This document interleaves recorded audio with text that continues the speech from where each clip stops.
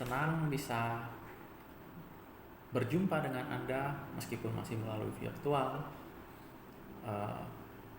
Siang hari ini kita mau bahas sedikit tentang pribadi Allah. Salah satunya yaitu Roh Kudus. Nah,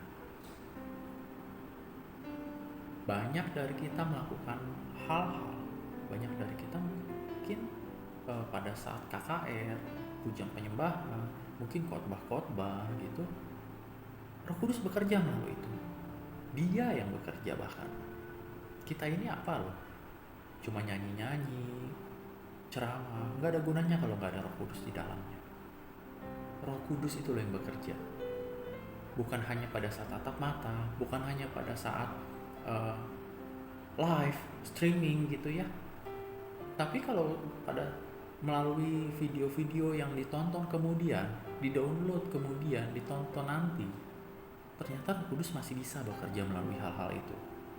Bukan karena pembicaranya hebat, bukan karena penyampaian khotbahnya luar biasa yang gimana ya, tapi Roh Kudus itu loh yang bekerja di dalam setiap hal, dalam segala hal Roh Kudus bekerja. Kita percaya bahwa semua orang yang mempercayai Kristus sudah menerima Roh Kudus. Alkitab juga tulis tidak ada orang dapat mengaku Yesus Kristus itu Tuhan kalau bukan karena Roh Kudus yang bekerja di dalamnya. Tapi pengakuan seperti apa? Nah, pengakuan yang cuma bilang, oh iya saya percaya Yesus itu Tuhan dalam keadaan damai, atau pengakuan ketika ada pisau di leher, ketika ada pistol di kepala, dan kamu bisa bilang, saya percaya Yesus itu Tuhan, sampai mati kamu bisa pegang itu. Pengakuan seperti apa yang dimaksud? Mari kita pikirkan sama-sama. Dalam kisah Yesus memperkenalkan siapa itu Roh Kudus kepada murid-muridnya dalam kitab Yohanes, suatu ketika Yesus meminta murid-muridnya untuk terlebih dulu berlayar, sedang dia menyingkir seorang diri. Lalu pada saat malam, Yesus mendatangi murid-muridnya. Waktu ia datang, murid-muridnya melihat dia dan dia bilang begini, itu hantu. Padahal Yesus sedang berjalan di atas air. Dengan ketakutan semua murid berkata, itu hantu. Tapi Yesus bilang begini, ini aku. Aku ini. Yesus bilang. Artinya apa? Murid-murid pada saat itu lebih percaya kalau hantu bisa berjalan di atas air. Tapi Yesus tidak. Dengar, ini kita mungkin sering baca ini, tapi kita nggak benar-benar menyadarinya. Murid-murid percaya bahwa hantu bisa berjalan di atas air, tapi Yesus tidak bisa berjalan di atas air.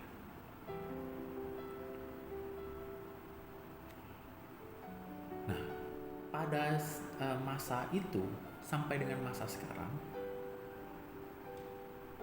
kita tidak diperkenalkan. Dari kecil kita tidak diperkenalkan tentang Roh Kudus. Dari zamannya sebelum Yesus sampai masa sekarang, kita lebih familiar dengan hantu dibandingkan Roh Kudus. Ya kan? Kalau kita mau tanya ke anak-anak, siapa itu Roh Kudus? Mereka nggak bisa jawab dengan banyak hal. Mereka cuma bisa bilang, oh itu Allah misalnya. Tapi kalau kita bertanya kepada anak-anak, kamu tahu hantu nggak? Mereka bisa sebut banyak jenis hantu, semua interpretasi hantu, bagaimana mereka mewujud, di mana mereka tinggal, bahkan anak-anak mungkin tahu tentang itu. Tapi tentang Roh Kudus, di mana Roh Kudus tinggal? Seperti apa wujud Roh Kudus? Seperti apa Roh Kudus ditampilkan? Seperti apa Roh Kudus dinyatakan? Apa itu karunia Roh? Apa itu buah Roh? Nggak banyak dari kita yang tahu, apalagi anak-anak. Nah, dalam Kisah Rasul 5 ayat 3-4 tertulis begini, tetapi Petrus berkata, "Ananias, mengapa hatimu dikuasai iblis, sehingga engkau mendustai Roh Kudus dan menahan sebagian dari hasil penjualan tanah itu?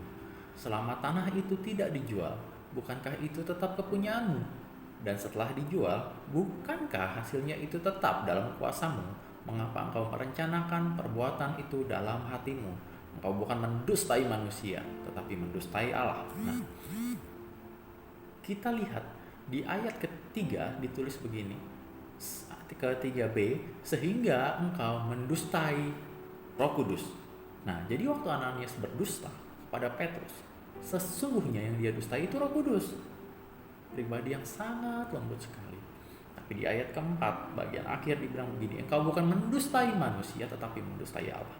Kisah Para Rasul 5 ayat 3-4 mencatat bahwa mendustai Roh Kudus sama dengan mendustai Allah. Artinya Roh Kudus adalah pribadi dari Allah itu sendiri. Kita percaya bahwa Allah kita itu esa, hanya satu. Tapi Allah kita juga Allah yang Tritunggal. Dia Allah yang satu, tapi dia Allah yang berpribadi tiga. Nah, dari Allah yang satu itu, firman-Nya keluar. Yohanes mencatat begini, firman itu menjadi manusia dan diam di antara kita. Yesus itu juga Allah. Tapi bukan cuma firman-Nya yang keluar, lalu Roh Allah juga keluar. Dia turun, dia keluar dari Allah dan berdiam di dalam kita. Nanti mungkin ketika kita bertemu, mungkin kita kagum dengan nabi-nabi besar di Alkitab. Mungkin kita kagum dengan para hakim-hakim.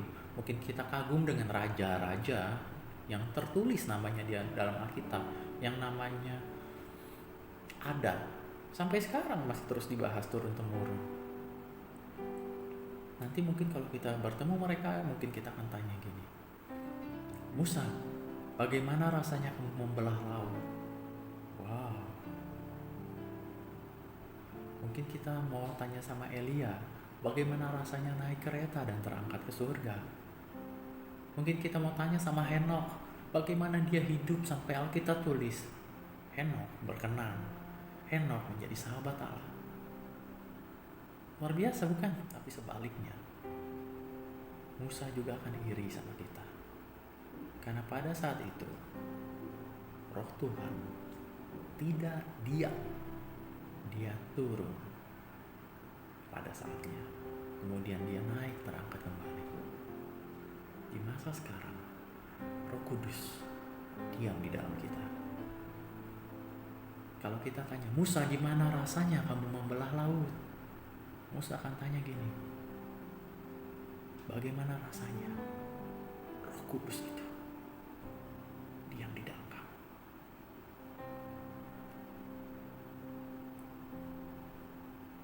Bagaimana rasanya hidup dengan tuntunan Roh Kudus setiap waktu?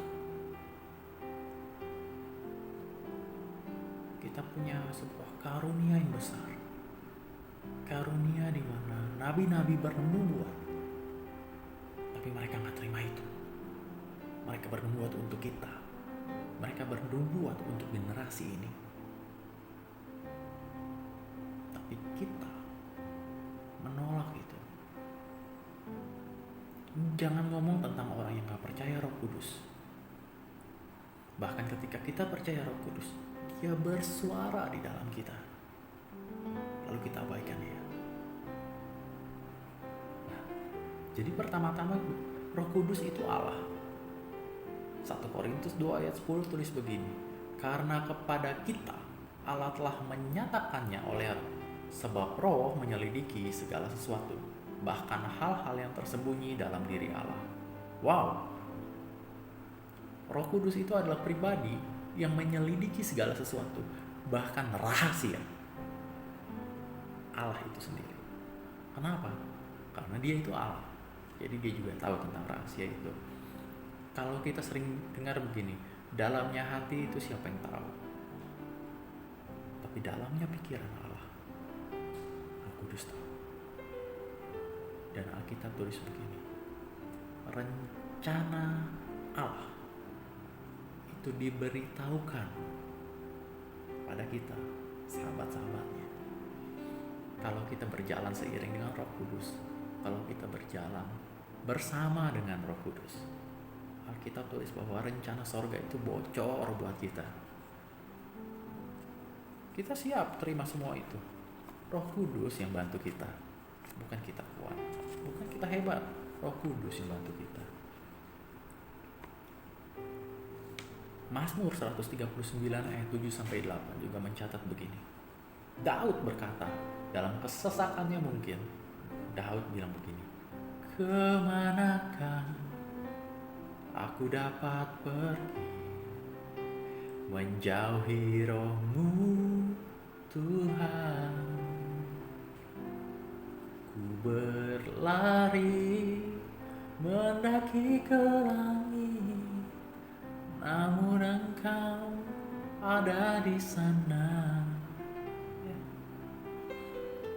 Roh Kudus itu juga pribadi Allah yang maha hadir untuk menjauhi Roh Tuhan, untuk menjauhi Roh Kudus. Dia ada di sana, dan nggak ada seorang pun bisa lari dari Roh Kudus. Roh Kudus ada di mana-mana. Roh Kudus ada di setiap orang bahkan. Tapi dia tidak diterima oleh setiap orang. Hanya orang-orang yang menerima Roh Kudus yang bisa mengaku Yesus itu Tuhan. Bahkan ketika maut di depan mata. Atau terutama ketika maut di depan mata untuk kasus-kasus tertentu.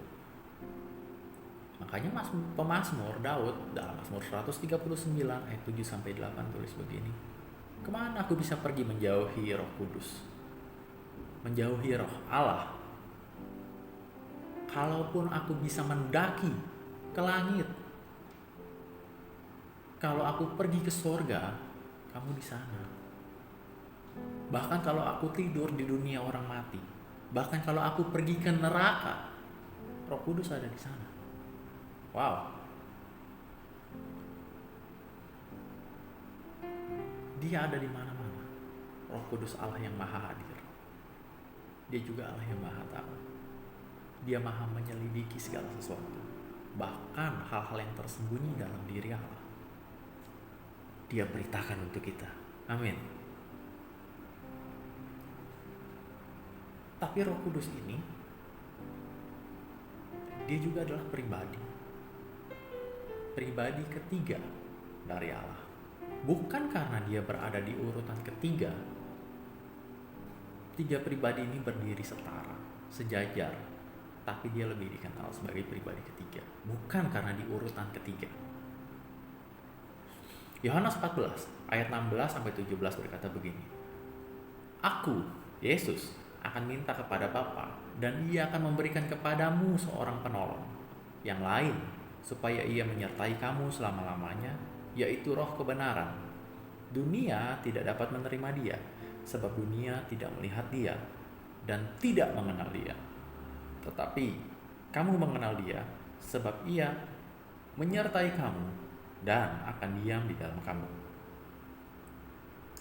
Yesus memperkenalkan siapa itu Roh Kudus kepada murid-muridnya sebagai seorang penolong. Artinya apa?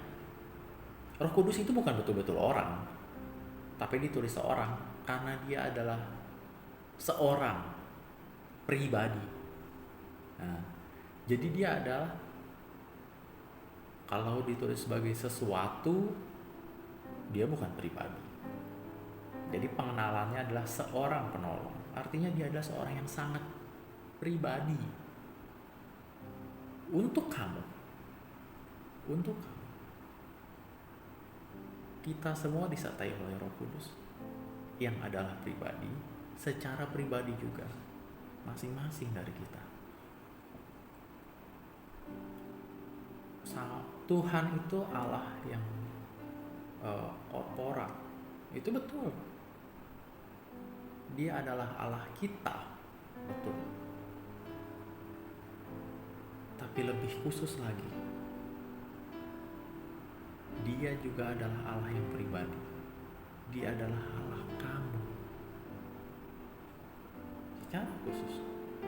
Makanya perlu ada kedekatan sama Tuhan, sama Roh Kudus.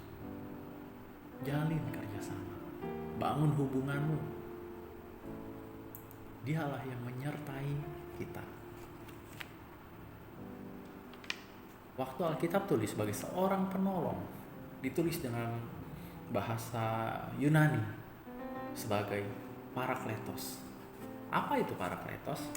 Nah, parakletos itu dapat diartikan sebagai pertama-tama penolong, tapi kemudian bisa juga sebagai perantara, sebagai penghibur, sebagai penasihat, sebagai pembela. Kita akan bahas Roh Kudus sebagai pribadi. Nah, tadi kalau kita udah bahas Roh Kudus sebagai Allah, kali ini kita akan bahas Roh Kudus sebagai pribadi. Sebagai pribadi, tentunya Roh Kudus dapat didukakan juga. Kitab Efesus 4 ayat 30 tulis begini, janganlah kamu mendukakan Roh Kudus Allah yang telah memeteraikan kamu menjelang hari penyelamatan. Setiap orang yang diselamatkan harus dimeteraikan oleh Roh Kudus. Nah, setiap orang yang dimeteraikan oleh Roh Kudus pasti mengaku Yesus itu Tuhan. Artinya setiap orang yang diselamatkan bukan cuma dia dimeteraikan oleh Roh Kudus, tapi dia juga percaya bahwa Yesus itu Tuhan dan juru selamat. Tapi pribadi yang memeteraikan ini dapat didukakan. Ada hal-hal yang bisa membuat Roh Kudus berduka. Kenapa saya sebut hal-hal? Karena lebih dari satu tentunya. Contoh yang paling sederhana apa sih? Roh Kudus itu diam di dalam kita. Dia itu Allah yang berdiam di dalam kita.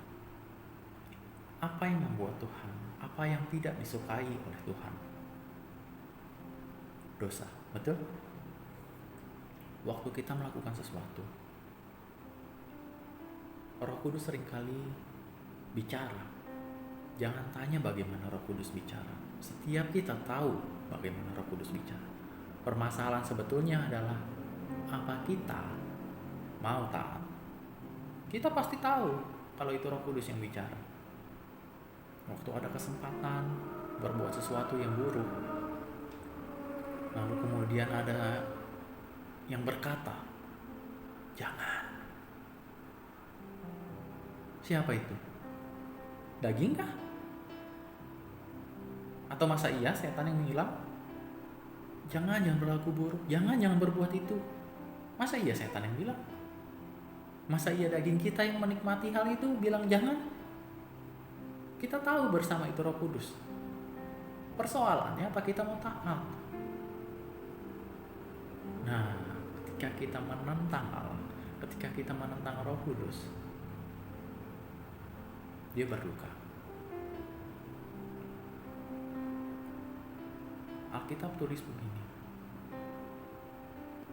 satu-satunya dosa yang tidak bisa diampuni itu mendukakan Roh Kudus. Pada masa kini, mendukakan Roh Kudus itu seperti apa? Secara sederhana seperti kita tidak menghiraukan, kita mengabaikan tanda-tanda dari ketidaksetujuan Roh Kudus. Bagaimana kita mau diselamatkan? Kalau bagaimana kita mau diampuni kalau kita mendukakan Roh Kudus? Makanya ditulis satu-satunya dosa yang tidak terampuni itu mendukakan Roh Kudus. Kenapa? Karena ketika kita mencuri, contohnya kita mencuri, lalu kemudian Roh Kudus bicara, kita abaikan itu, kita mencuri. Besoknya kita mencuri lagi, Roh Kudus bicara, kita abaikan itu. Artinya apa? Tidak ada pertobatan. Bagaimana mungkin dosanya bisa terampuni tanpa ada pertobatan? Mendukakan Roh, menghujat Roh Kudus, sama halnya seperti orang yang melakukan dosanya terus-menerus tanpa ada pertobatan.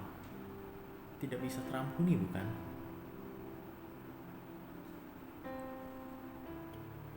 Roh Kudus itu Allah yang sangat pribadi untuk setiap kita. Dia bicara pada setiap kita pribadi lepas pribadi, masing-masing dengan firman-Nya sendiri. Bukan Roh Kudus itu berfirman dari dirinya sendiri, tapi dia berfirman dengan firman yang kita tahu melalui dia yang bicara kepada kita pribadi, sendiri-sendiri, berbeda-beda, dengan maksud dan tujuan. Kemudian Roh Kudus juga Roma 8 ayat 26 sampai 27 catat demikian. Demikian juga Roh Kudus membantu kita dalam kelemahan kita, sebab kita tidak tahu bagaimana sebenarnya harus berdoa. Tetapi Roh sendiri berdoa untuk kita kepada Allah dengan keluhan-keluhan yang tidak terucapkan. Dan Allah menyelidiki hati nurani, mengetahui maksud Roh itu, bahwa Ia sesuai dengan kehendak Allah berdoa untuk orang-orang kudus. Jadi Roh Kudus juga berdoa. Berdoa yang seperti apa? Nah, Roma 8 catat, Roh membantu kita. Kenapa Roh membantu kita? Karena kita nggak tahu bagaimana harus berdoa. Makanya Roh membantu kita. Dia berdoa sendiri untuk kita kepada Allah dengan keluhan yang tidak terucapkan. Artinya apa yang Roh Kudus ucapkan, apa yang Roh Kudus sampaikan kepada Allah untuk kita itu tidak pernah pikirkan itu sebelumnya, ya kan? Tidak terucapkan itu bisa memang terpikirkan, tapi nggak ada bahasa yang tepat untuk mengucapkannya, atau ngerasa nggak mampu untuk ucapkan itu. Tapi bisa juga karena memang itu nggak pernah kita pikirkan sebelumnya, makanya itu nggak pernah terucap dalam doa kita. Nah, Roh Kudus bantu kita dalam keluhan-keluhan yang tidak terucapkan, apapun itu artinya. Kenapa Roh Kudus bisa lakukan itu? Karena Allah menyelidiki hati nurani. Nah, tadi kalau kita baca di 1 Korintus 2 ayat 10 bahwa Roh Kudus itu menyelidiki bahkan hal-hal yang tersembunyi dalam diri Allah, apalagi dalam diri kita. Makanya bersahabatlah dengan Roh Kudus, jadikan dia sosok yang sangat dekat denganmu, pribadi yang dekat denganmu. Tanggal 12 Juni tahun 2021 jam 11 siang, saya mau saksikan bahwa saya terima. Kalau selama ini saya hanya dengar dari kata orang tentang Roh Kudus, bahwa selama ini saya dengar dari kata orang tentang karunia berbahasa roh. Hari itu saya berbahasa. Apa sebelumnya nggak pernah? Saya tidak terlalu yakin yang sebelumnya adalah bahasa roh. Kenapa? Karena di tempat-tempat sebelumnya saya diajar begini, ucapkan. Nah, karena kita tulis begini, orang-orang yang menerima karunia berbahasa lidah, mereka mengucapkan dengan mulut mereka. Kalau dipikir ya iyalah dengan mulut mereka. Mulut siapa lagi? Masa mulutnya roh? Tapi kemarin itu saya terima karunia roh berbahasa lidah. Tiba-tiba mulut saya itu bergerak. Kalau dibilang secara tidak sadar, saya sadar. Kalau dibilang Roh Kudus yang menggerakkan, tidak. Saya yang membuka mulut. Tapi ketika saya berinisiatif untuk membuka mulut, Roh Kudus bekerja bersama-sama dengan saya. Saya membuka mulut, Roh Kudus bekerja bersama lalu keluarlah bahasa-bahasa yang saya tidak mengerti. Nah, pada saat itu terjadi, saya belum tahu apa artinya. Tapi di hari-hari setelahnya, sambil memikirkan, saya ngomong apa ya kemarin? Jangan-jangan yang saya katakan itu sebuah penghujatan untuk Tuhan. Tapi kemudian satu hal terjadi, lalu saya jadi kuat. Lalu Roh Kudus, saya tahu itu Roh Kudus, dia bicara, kamu berdoakan ini kemarin. Oh, saya pikir yang kemarin itu saya sedang menyembah. Ternyata saya sedang berdoa dalam bahasa lidah. Kemudian keesokan harinya lagi ada sesuatu terjadi, dan saya ternyata sudah siap untuk hal itu. Saat itu Roh Kudus berkata lagi, kamu juga doakan untuk ini kemarin. Jadi untuk satu saat itu, di mana tubuh dan roh Allah bekerja bersama, beriringan, berjalan bersama dalam bahasa lidah, ternyata memang Roh Kudus membantu saya untuk berdoa dalam keluhan-keluhan yang saya nggak bisa katakan. Saya bahkan nggak bisa pikirkan itu. Saya nggak tahu besok ada masalah apa. Saya nggak tahu 2 hari ke depan ada masalah apa. Tapi Roh Kudus berkatakan itu. Dan di hari ke depannya saya diberitahukan kembali bahwa saya sudah mendoakan hal itu kepada Tuhan. Dan Tuhan jawab saya. Dia nggak lalukan masalah itu tentunya. Alkitab nggak pernah catat Tuhan melalukan masalah. Alkitab catat Tuhan memberikan kekuatan untuk kita lalui hal itu. Nah, hal yang sama juga terjadi untuk saya. Dan saya rindu bahwa Roh Kudus juga bermanifestasi, bahwa Roh Kudus juga diberikan otoritas oleh kamu, setiap jemaat Tuhan, untuk bekerja bersama, untuk berjalan bersama dengan Dia, supaya Dia itu rindu untuk bantu kamu. Tapi gak banyak dari kita mau taat.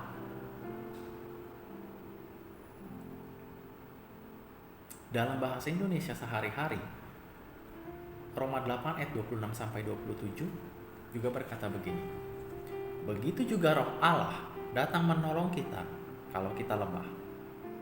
Sebab kita tidak tahu bagaimana seharusnya kita berdoa.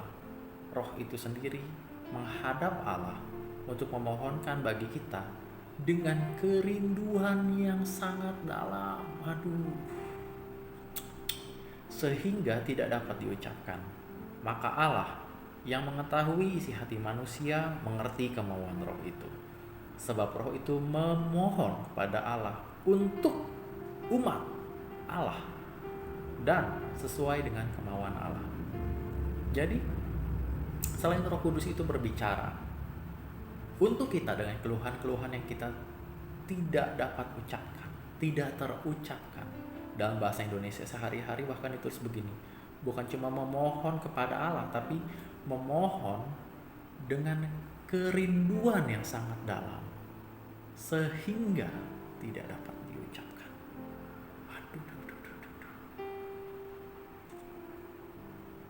Saya begitu tersentuh dengan kata ini. Pernah gak kamu merasakan rindu yang sangat dalam sampai gak ada kata yang bisa menyampaikan rasa rindu itu sendiri? Kalau kita lihat video-video tentang orang yang baru aja pulang dari militer, itu tiba-tiba dia pulang ke rumah dan istrinya, anaknya, orang tuanya itu saking bahagianya, saking rindu yang gak bisa diucapkan, mereka cuma bisa nangis. Mungkin mereka berpelukan, gak mengatakan apapun mungkin. Roh Kudus rindu begini. Dia rindu untuk hidup kita menjadi semakin baik tentunya, semakin berkenan pasti di hadapan Allah. Kerinduannya itu kayak orang-orang yang ditinggalkan, seolah-olah kita ini pergi untuk berperang. Ya nggak tahu kita akan bisa pulang atau enggak.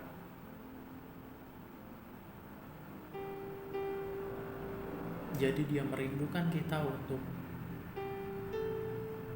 betul-betul menghidupi kehendak Allah. Karena memang kita sedang berperang kan di dunia ini.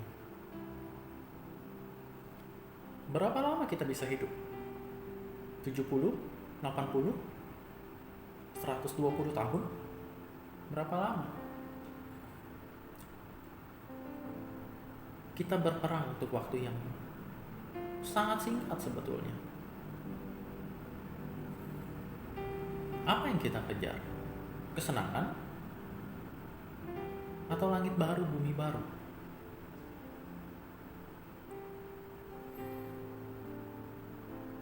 Kalau nanti kita tiba untuk pulang, lalu kita melihat apa yang sudah kita lalui, perjalanan hidup kita, umur kita, mungkin seperti gulungan benang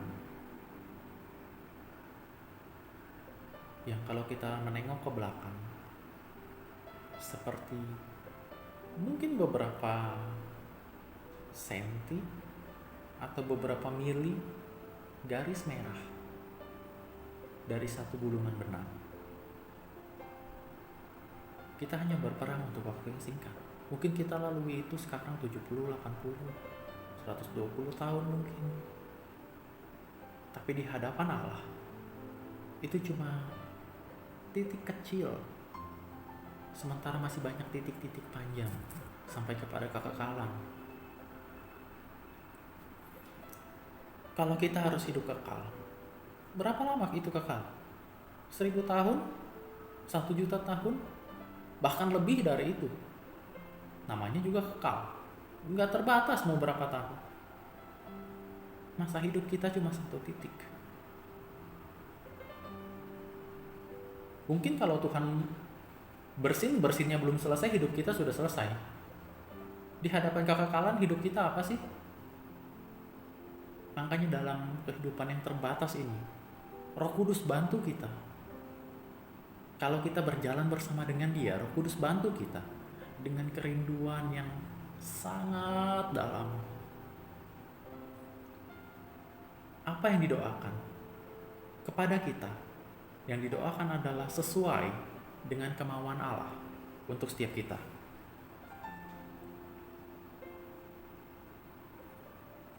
Jadi ternyata resepnya untuk doa itu terjadi, Roh Kudus yang doakan. Kita bisa belajar dari sini bahwa berdoalah sesuai dengan kemauan Allah, bukan sesuai dengan kemauan kita. Kenapa? Waktu kita berdoa sesuai dengan kemauan kita, kemauan Tuhan beda. Berdoa sesuai dengan kemauan Allah itu artinya berjalan sesuai dengan rencana Allah. Itu artinya nurut sama kehendak Allah. Itu artinya tunduk.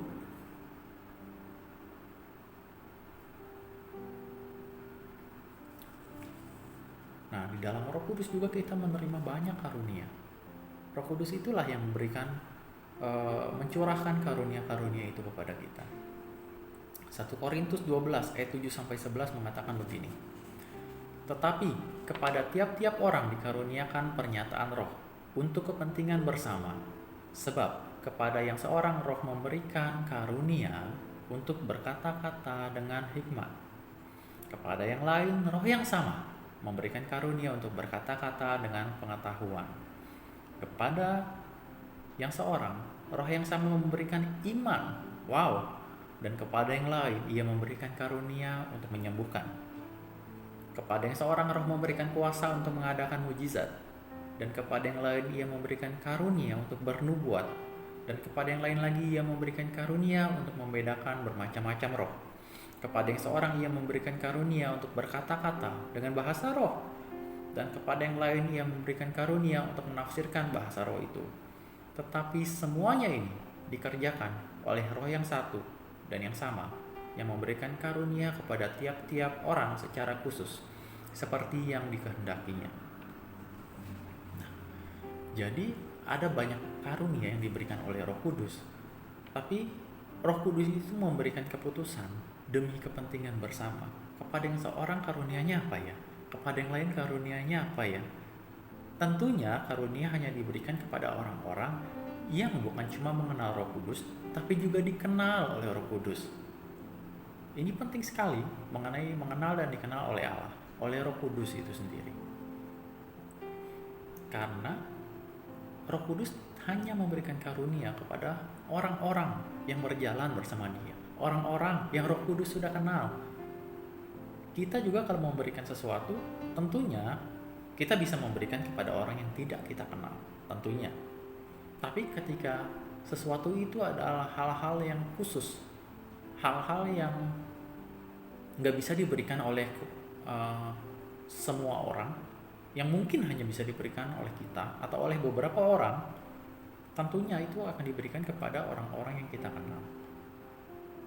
Contohnya begini, apa yang bisa diberikan oleh kita dan tidak untuk semua orang?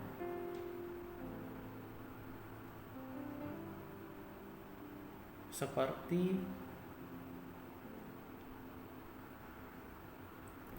cium pipi mungkin. Kamu gak bisa cium pipi semua orang yang tidak kamu kenal termasuk. Betul kan? Kamu hanya mungkin cium orang-orang yang kamu kenal. Itu pun bukan cuma yang kenal. Saya kenal dengan saudara, mungkin sebagian dari saudara saya kenal, tapi gak berarti saya akan cium saudara. Kenapa? Karena hal-hal yang sedemikian dekat bagi kita dalam konteks kebudayaan Indonesia itu hanya diberikan kepada orang-orang yang bukan cuma dikenal, tapi khusus, dengan kedekatan yang khusus. Nah, ini tidak benar-benar tepat dengan gaya Roh Kudus memberikan karunia-Nya, tapi saya kira ini cukup menggambarkan tentang bagaimana kita harus mendekat, bagaimana kita harus bekerja sama dengan Roh Kudus, bagaimana kita harus menjalin hubungan dengan Roh Kudus untuk menerima karunia-karunia tertentu yang Roh Kudus akan berikan untuk kepentingan bersama. Kalau tadi dibilang begini, Roh Kudus itu penolong, dia perantara, dia penghibur, penasehat, dia juga pembela. Memang Roh Kudus lakukan itu dalam setiap kita. Dia tolong kita, dia perantara kita. Alkitab tulis itu sebagai advokat. Dia bukan cuma perantara, dia itu pengacara kita. Artinya gini, kalau mungkin iblis terus-terusan tuntut kita, dia yang bela kita, dia penghibur kita, dia penasihat kita. Kita selalu dapat nasihat Roh Kudus.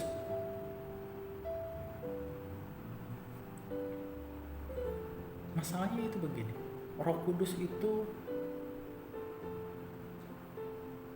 menasehati kita tergantung dari apa yang kita tahu. Karena Kudus kalau kita nggak tahu, nasihatnya nggak bisa diterima dengan baik. Makanya kita itu harus belajar. Apa yang dipelajari? Nah, ternyata dalam hal ini bahkan Roh Kudus juga mengajar kita. Yohanes 14 ayat 25-26 ditulis begini, semuanya itu kukatakan kepadamu selagi aku bersama-sama dengan kamu, tetapi penghibur, yaitu Roh Kudus, yang akan diutus oleh Bapa dalam namaku, dialah yang akan mengajarkan segala sesuatu kepadamu dan akan mengingatkan kamu akan semua yang kukatakan kepadamu. Kita harus belajar, tapi ternyata Roh Kudus juga yang mengajar. Apa sih yang Roh Kudus ajarkan? Segala sesuatu kepada Dialah yang akan mengajarkan segala sesuatu kepadamu. Segala sesuatu yang mengingatkan kamu semua yang telah kukatakan kepadamu. Semua yang telah Tuhan katakan, semua yang telah Yesus katakan kepada kita. Apa yang Yesus katakan kepada kita? Injil. Makanya baca itu Alkitab. Nanti waktu kamu merasa ada masalah yang sangat besar, Roh Kudus ingatkan kita bahwa segala perkara dapat kita tanggung di dalam Dia yang memberikan kepada kita kekuatan. Dari mana Roh Kudus bisa ingatkan itu? Karena kita baca Alkitab kita, karena kita tahu itu ayat ada, karena kita pernah dengar juga itu ayat ada. Kemudian Roh Kudus yang ajar kita, Dia yang ingatkan kita, Dia yang munculkan kembali kepada kita bahwa firman Allah, segala sesuatu dapat ditanggung. Kita harus mengenal firman-Nya, mengenal Yesus, mengenal firman-Nya. Kita baca Alkitab, mungkin kita dengar tentang kebenaran firman Tuhan dari manapun itu. Baru kemudian Roh Kudus yang memunculkan kembali, yang mengajar kita. Kita gak selamanya bisa ingat hal-hal, tapi Roh Kudus yang ajar kita. Kita belajar dan Roh Kudus juga yang ajar kita. Makanya Dia itu sahabat kita, Dia pribadi yang bekerja sama dengan kita. Di Yeremia 18 ayat 1-6, suatu kali Tuhan bicara kepada Yeremia. Yeremia, pergilah ke tukang periuk. Aku akan berbicara kepada engkau di sana. Waktu Yeremia pergi ke tukang periuk, dia melihat tukang periuk itu sedang membuat bejana. Dia sedang membuat bejana, entah apa, mungkin gelas, mungkin kendi, mungkin apapun itu dari tanah liat. Nah, waktu bejana itu sedang dibentuk, ketika bejana itu rusak, bentuknya tidak sesuai dengan yang diinginkan, maka bejana itu akan dibentuk lagi sampai sesuai dengan kehendak si tukang periuk ini. Lalu di sana Tuhan berbicara kepada Yeremia. Dengan bentuk apa? Roh Kudus, bukan? Dia yang memberikan pengertian kepada Yeremia. Roh Kudus yang mengajarkan kepada Yeremia. Roh Kudus juga yang sama yang mengajarkan kepada kita. Dalam banyak hal, Roh Kudus mengajarkan kepada kita. Mungkin yang keluar bukan firman Tuhan yang seperti tertulis di Alkitab, tapi Roh Kudus bisa ajarkan kita dalam bentuk yang lain, dalam bentuk yang kita dapat mengerti. Mungkin Roh Kudus datang kepada saya berkata A karena saya mengerti A. Roh Kudus bisa datang kepada saudara dalam bentuk B. Kenapa bukan dalam bentuk A? Mungkin saudara tidak mengerti dalam bentuk A, mungkin saya juga tidak mengerti kalau Roh Kudus bicara dalam bentuk B. Roh Kudus adalah pribadi yang sangat personal untuk setiap kita. Seolah-olah belum cukup dengan itu, Yohanes 15 ayat 26 bilang begini, kalau penghibur yang kuutus datang dari Bapa, kalau penghibur yang akan kuutus dari Bapa datang, yaitu Roh kebenaran yang keluar dari Bapa, Ia akan bersaksi tentang aku. Pekerjaan Roh Kudus itu bersaksi tentang Yesus. Kalau Roh Kudus datang, kalau Roh Kudus itu sudah keluar dari Bapa, kalau Roh Kudus itu tinggal di dalam kita, yang Dia lakukan, dengar, Dia bersaksi tentang Yesus. Wow, Dia pribadi yang sangat rendah hati. Dia melakukan semua. Sampai sekarang, kalau keajaiban terjadi, kalau bahasa-bahasa datang, kalau hatimu sedang disentuh, itu perbuatan Roh Kudus. Tapi di atas semuanya itu, Dia memberikan kesaksian tentang Yesus. Kagum ya, Roh Kudus itu sangat rendah hati. Nggak ada orang yang selembut Roh Kudus. Nggak pernah ada orang yang rendah hati seperti Dia, yang melakukan sesuatu tapi kreditnya semua untuk Yesus. Nggak tentu hamba-hamba Tuhan melakukan sesuatu kreditnya untuk Tuhan. Kalaupun mungkin kreditnya untuk Tuhan, saya kok nggak yakin semuanya ya. Bukan merendahkan, tapi pasti ada dalam diri setiap orang bahwa ada kebanggaan yang oh, saya yang dipakai Tuhan. Memang betul itu, tapi Tuhan bisa pakai siapa saja. Kalau Roh Kudus itu loh yang bersaksi, semuanya seutuhnya dikasih untuk Yesus. Kalau kita misalnya bisa nyanyi, bisa main musik misalnya, bisa segala macam lah kita bisa lakukan. Bahkan dalam pekerjaan sekuler pun mungkin kita bisa nyeles, bisa menjual dengan baik, marketingnya bagus, mungkin akuntabilitas kita baik, mungkin kita mengenal hukum dengan luwes gitu ya. Apa semuanya untuk Tuhan? Kan enggak. Ada kita jual sendiri nama kita, supaya nama kita menjual, supaya nama kita dikenal oleh banyak orang. Itu kan gak semuanya untuk Tuhan memang. Salah nggak? Ya enggak, memang pekerjaan seperti itu. Tapi kalau Roh Kudus yang bersaksi tentang apapun itu, ujung-ujungnya dia akan bersaksi tentang Yesus. Kalau kita melayani, seharusnya semua pelayanan kita menyaksikan tentang Yesus. Kalau kita bekerja, seharusnya seluruh pekerjaan kita itu menyaksikan juga tentang Yesus, tentang bagaimana Tuhan bekerja melalui kita. Kalau pekerjaan kita baik, itu karena Tuhan. Bahkan kalau pekerjaan kita kurang baik pun, saya percaya itu karena Tuhan ingin kita menjadi lebih baik. Semuanya tentang Yesus. Sulit ya? Saya percaya, tapi Roh Kudus akan mampukan kita. Dia hidup di dalam kita, dia menyaksikan tentang Kristus di dalam kita. Apa yang dari dalam itu nanti. Makanya Alkitab tulis begini, Yohanes Pembaptis itu menyaksikan bahwa ketika Yesus muncul, Yohanes Pembaptis semakin mundur. Yesus semakin muncul, Yohanes Pembaptis semakin hilang dari kitab suci. Iya kan? Baca baik-baik coba. Paulus juga menyaksikan biar Yesus, biar Kristus itu semakin besar dan aku semakin kecil. Itu apa kalau bukan Roh Kudus yang menyatakan demikian? Roh Kuduslah yang mengajar kita bagaimana untuk hidup, bagaimana untuk efektif, bagaimana untuk berdoa.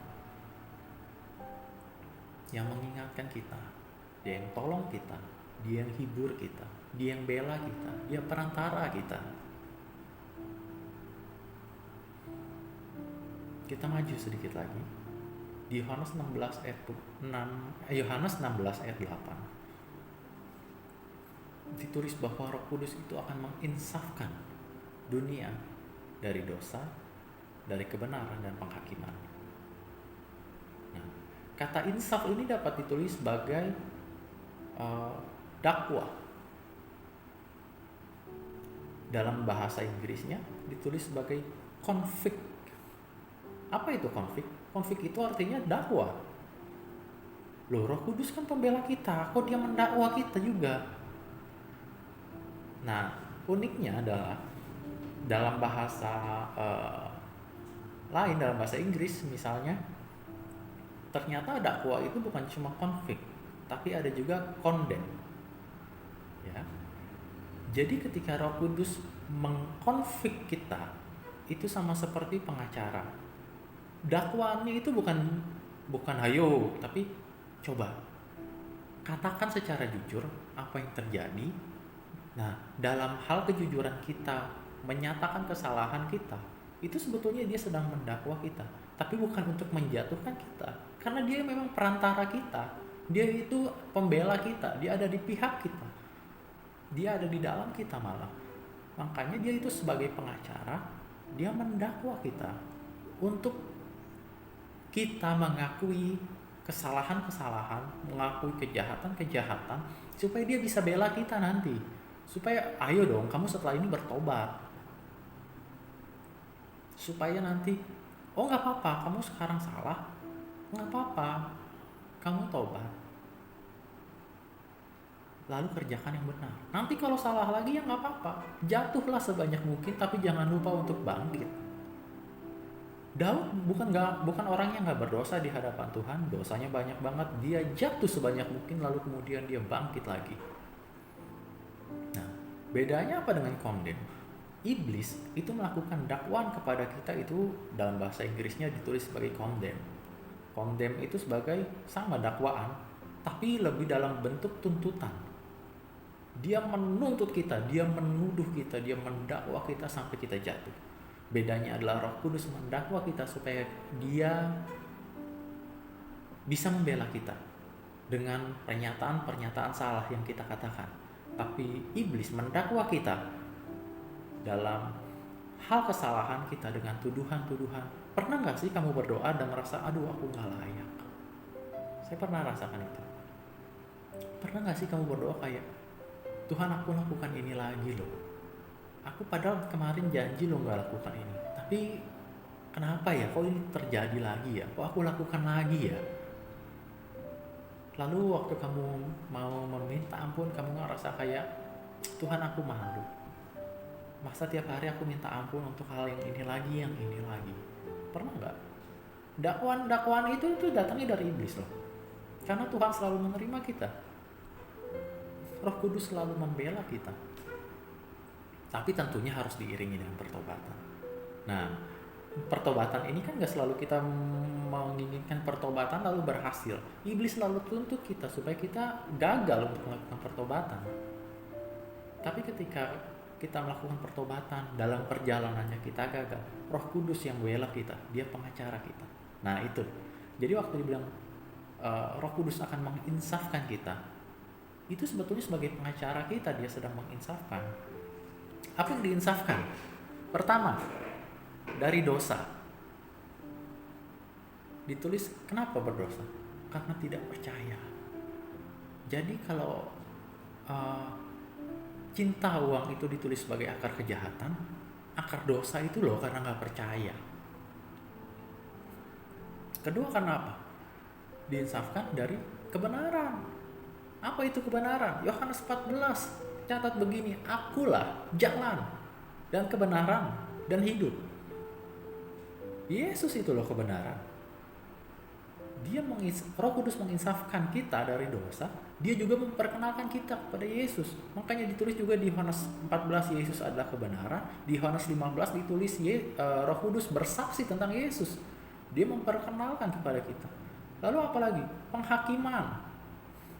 Roma 8 ayat 1 tulis, demikian sekarang tidak ada penghukuman bagi mereka yang ada di dalam Kristus. Wow, luar biasa kan? Dia yang menginsafkan kita dari dosa, dia membuat kita percaya. Nah, karena akar dosa kan tidak percaya, dia membuat kita percaya kepada siapa? Kepada kebenaran, kepada Yesus. Lalu kemudian apa? Setelah setiap orang yang ada di dalam Kristus tidak ada penghukuman. Wow. Masalahnya apa semua orang Kristen tidak menerima penghukuman? Apa semua orang percaya Kristus tidak menerima penghukuman? Tidak. Ternyata arti katanya itu begini. Demikian sekarang tidak ada penghukuman bagi mereka yang ada dalam Kristus, yang ada di dalam Kristus. Oh, ini cukup jelas. Artinya apa? Yang hidupnya seperti Kristus. Kalau kamu nggak hidup seperti Kristus, penghukuman pasti ada. Saya mencoba hidup seperti Kristus, tapi gagal. Nggak apa-apa, coba aja lagi. Karena kesempurnaan hidup seperti Kristus itu bukan sekali jalan selesai. Setiap orang melakukan sesuai dengan harus melakukannya sempurna, sesuai dengan takarannya masing-masing. Anak umur 1 tahun dikatakan sempurna apa? Ada yang kalau dia sudah bisa berdiri atau berjalan, ada yang ketika dia sudah bisa mengucapkan 1 atau 2 kata mungkin. Iya kan? Anak SD dikatakan sempurna. Anak baru masuk SD ketika dinyatakan sempurna, lah dia sudah bisa menghitung, sudah bisa membaca. Itu sempurna. Tapi ketika anak SMP baru bisa membaca, itu kan bukan kesempurnaannya. Jadi kesempurnaan itu sebetulnya bukan utuh menjadi Kristus secara penuh, tapi berjalan dalam perjalanan yang ada tahapan kesempurnaannya masing-masing. Nah, berakhir seperti Kristus, sama seperti jenjang pendidikan yang ada titik kesempurnaannya masing-masing untuk kemudian naik tingkat, berakhir seperti Kristus. Nah, kesempurnaan itu seperti itu, makanya hiduplah seperti Kristus. Bukan berarti kamu secara langsung hidup seperti Kristus secara utuh, tapi kamu akan menjadi disempurnakan perlahan-lahan, semakin sempurna, semakin sempurna, semakin sempurna. Itu hidup seperti Kristus. Tanpa ada perjuangan kita untuk mengejar kekudusan seperti Kristus, kita nggak bisa hidup sempurna dalam tiap tahapannya. Memang diperlukan ada, saya gagal di sini, kemudian diperbaiki menjadi semakin sempurna. Gagal di sini diperbaiki, terus menerus. Bukan sekali duduk selesai. Hidup seperti Kristus itu ada proses yang panjang. Pertama, tidak ada penghukuman bagi mereka yang hidup seperti Kristus. Kenapa kita harus hidup seperti Kristus? Karena Kristus, Yesus, mati sebagai kamu. Ya, Alkitab nggak pernah catat bahwa Yesus mati untuk kamu.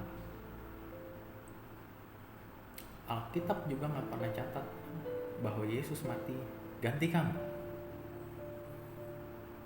Kalau Alkitab catat Yesus nggak mati untuk kamu, memang kematian Yesus kan bukan hadiah untuk kita sebetulnya. Dia bisa dibilang hadiah, tapi sebetulnya intinya bukan hadiah. Kalau dibilang Yesus bukan mati ganti kita, betul. Dari perjanjian lama ditulis begini, domba-domba disembelih, kambing disembelih, burung disembelih. Untuk apa? Mati, ganti umat. Makanya waktu hewan-hewan itu dibawa kepada imam, yang dicek apa? Hewannya harus sempurna. Umatnya? Enggak. Hewannya, karena hewan yang akan disembelih itu yang darahnya akan tertumpah, darah yang sempurna, darah yang tidak bercacat itu harus ditumpahkan. Kenapa? Supaya kamu yang tidak sempurna ditutupi sehingga menjadi sempurna kembali. Nah, itu fungsinya sebetulnya kurban.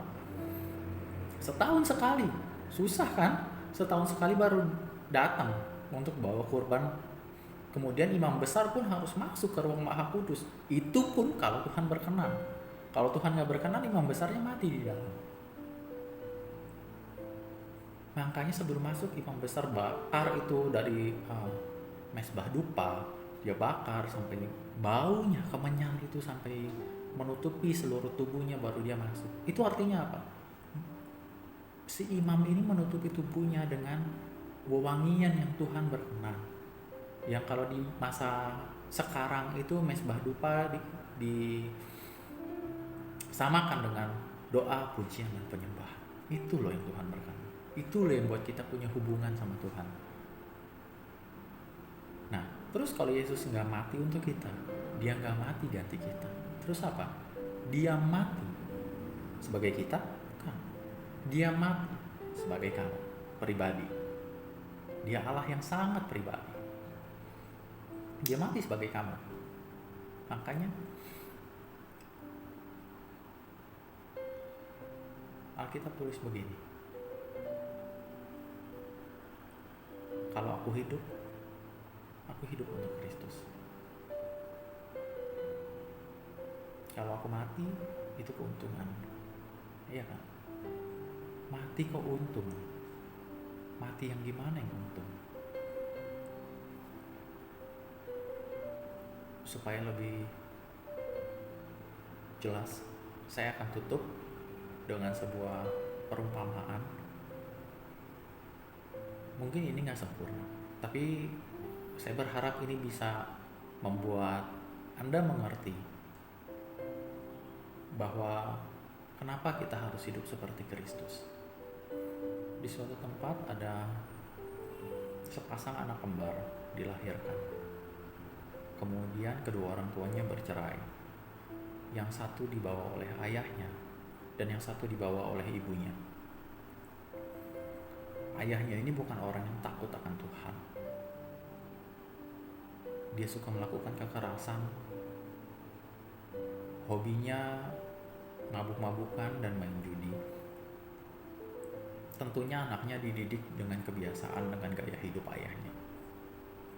Sehingga pada saat dewasa ia menjadi seorang pencuri, seorang perampok. Sementara saudara kembarnya dididik oleh ibunya dengan pendidikan yang baik, dengan nilai-nilai yang baik. Waktu dewasa, ia akhirnya berhasil menjadi seorang hakim. Nah, suatu ketika mereka bertemu dan saling mengenal bahwa mereka ini saudara kembar. Mereka kembar identik. Semuanya sama kecuali jalan hidupnya. Lalu si hakim bicara, aku akan bela kamu. Sampai kapanpun aku akan bela kamu. Dia berjanji tentang hal itu. Tapi waktu berlalu. Hingga saatnya saudara kembarnya ini tertangkap. Dia diberikan banyak sekali tuduhan. Pengacaranya pun gak mampu bela lagi. Sampai si hakim, yang kebetulan saudara kembarnya ini, terpaksa harus menjatuhkan vonis hukuman mati. Lalu karena telah dijatuhkan vonis, sambil menangis dia bilang gini, pembohong, kamu pembohong. Kamu bilang kamu akan bela saya. Kamu pembohong, katanya begitu.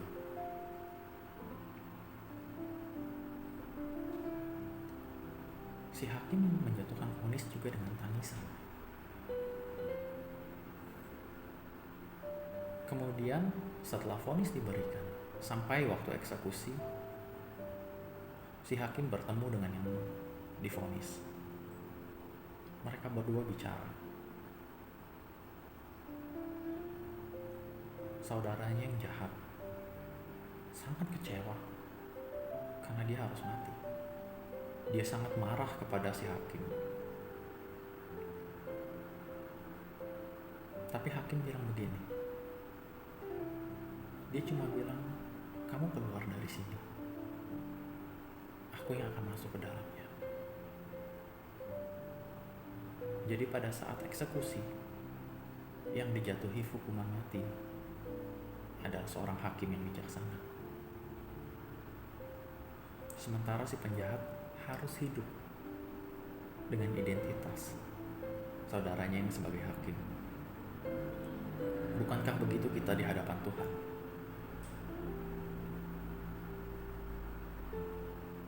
Yesus mati sebagai kamu secara pribadi. Bagaimanapun kamu hidup jahat, kamu pantas untuk mati. Tapi dia mati dengan identitas kamu. Jadi kalau kamu sudah ditebus, kamu hidup dengan identitas Yesus. Bagaimana orang lain ingin mengenal Yesus seperti apa, itu tergantung bagaimana kamu hidup. Betul, Roh Kudus menjadi pengacara kita, tapi iblis juga menjadi pendakwah kita.